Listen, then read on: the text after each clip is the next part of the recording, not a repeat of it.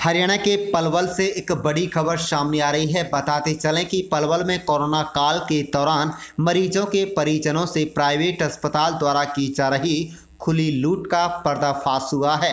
Camp थाना police ने पीड़ित की शिकायत पर शहर के नामी सचिन अस्पताल, गैलेक्सी अस्पताल व एपेक्स अस्पताल के नामजद डॉक्टरों के खिलाफ मामला दर्ज किया है। जबकि पुलिस इससे पहले पीड़ित की शिकायत पर गुरु नानक अस्पताल के खिलाफ मामला दर्ज कर चुकी है, लेकिन किसी भी आरोपी की अभी तक गिरफ्तारी नहीं की गई है। बताते चलें कि एक तरफ जहां पूरा देश कोरोना महामारी से त्राही त्राही कर रहा है, तो वहीं कुछ प्राइवेट अस्पताल इस महामारी को धन कमाने के अवसर के तौर पर देख रहे हैं। मामला पलवल के चार नामी अस्पतालों का है, जिनके खिलाफ कैंप थाना पुलिस ने मुकदमा दर्ज किया है। पलवल निवासी अधिवक्ता रवि रावत ने बताया कि गत 1 मई को मेरी माताजी उर्मिला देवी को सांस लेने में दिक्कत हुई और बाद में कोरोना संक्रमित पाई गई। पीड़ित अपनी मां को उपचार के लिए लेकर गुरु नानक अस्पताल पहुंचा, जहां पर कहा गया कि पहले अस्पताल मालिक से बात करने के बाद ही इलाज शुरू होगा। पीड़ित से कहा गया कि मेडिक्लेम नहीं चलेगा और प्रतिदिन के हिसाब से 60,000 रुपये जमा करने होंगे और रुपयों के लिए गारंटर लाना होगा।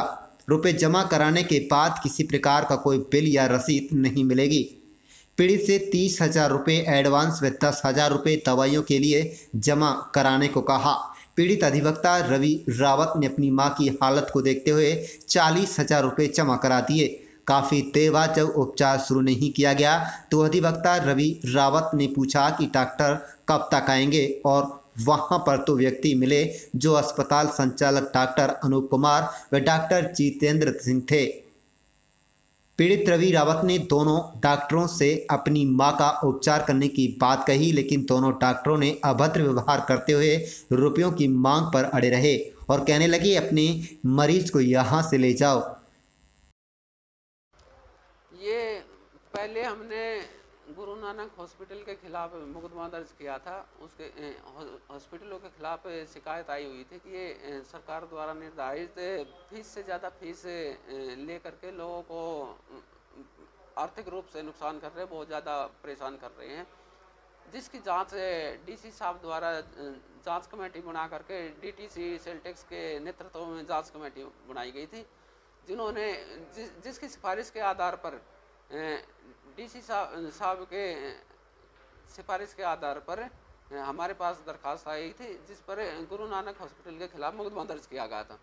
उसके बाद कल कोर्ट के द्वारा 156(3) के तहत एक अन्य कंप्लेंट मुकदमा दर्ज होने के लिए हमारे पास आई थी, जिसमें Guru Nanak hospital, Sachin hospital, apex hospital और गैलेक्सी हॉस्पिटल के खिलाफ दरखास्त आई थी, जिस पर हमने मुकदमा दर्ज कर दिया और इन्वेस्टिगेशन जारी है। कौन कौन सी धारा मुकदमा दर्ज किया है, कितने डॉक्टरों पर है और क्या इन पर आरोप है? कोविड के दौरान क्या लापरवाही बरती है?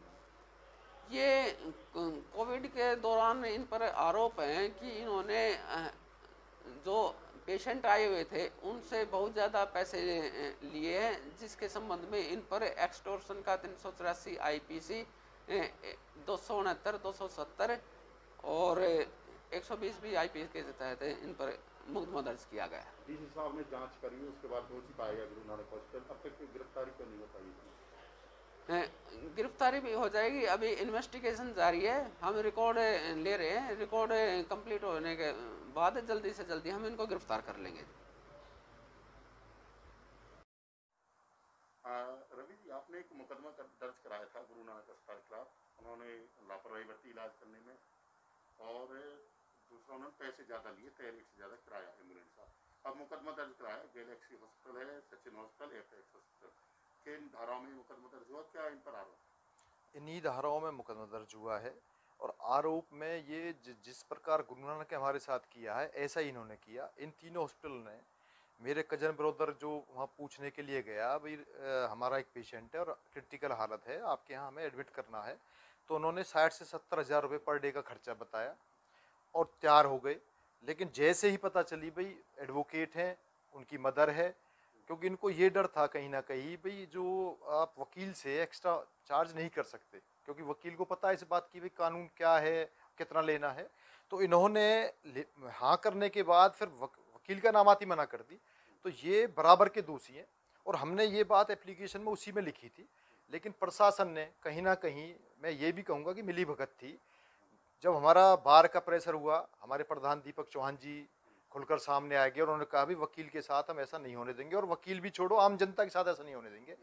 तो इन्होंने फिर गुरु नानक के खिलाफ कर दिया था और ये 3 हॉस्पिटल छोड़ दिए थे। तो कल हम माननीय कोर्ट में हमने 156(3) के तहत कार्रवाई के लिए मांग करी थी। तो कोर्ट ने इन तीनों के खिलाफ भी सेम धाराओं में FIR दर्ज करने का आदेश कल शाम को कर दिए थे। अब मुकदमा दर्ज हो गया है इनके साथ जी। अब जिस तरह से आपने मुकदमा दर्ज कराए हैं, तो ऐसे बहुत से लोग हैं जो कोविड के दौरान जिन्होंने अपने व्यक्ति खोए होंगे, परिवार का हिस्सा, अब पैसे से भी लुटे होंगे, तो फोन तो आप करते होंगे वो लोग, जी, क्या कहते हैं इस तरह से जो लुटे हैं? बहुत ज़्यादा लुटे हैं।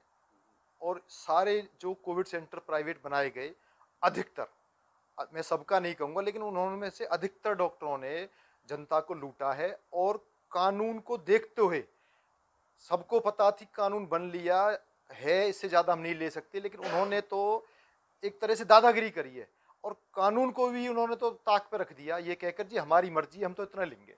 तो बहुत सारे लोग हैं, मैं अकेला नहीं हूँ, बहुत सारे लोग हैं और धीरे धीरे करके लोग सामने भी आए हैं और इन्होंने अब पैसे वापस करने भी शुरू कर दिए हैं। अपना जो इनको पता चलती जा रही है, क्योंकि ये मेहरबानी तो अब माननीय कोर्ट की, और अब प्रशासन भी कहने के दबाव में आया। आपके पास फोन कर रहे हैं जो वो भी पीड़ित हैं एक तरह से जी। तो उन्होंने प्राइवेट अस्पतालों में जो है अफसर को जो लूट का मौका बनाया, जी, जो आफत आई थी जी, तो क्या कहते हैं वो लोग? वो रोते हैं जी।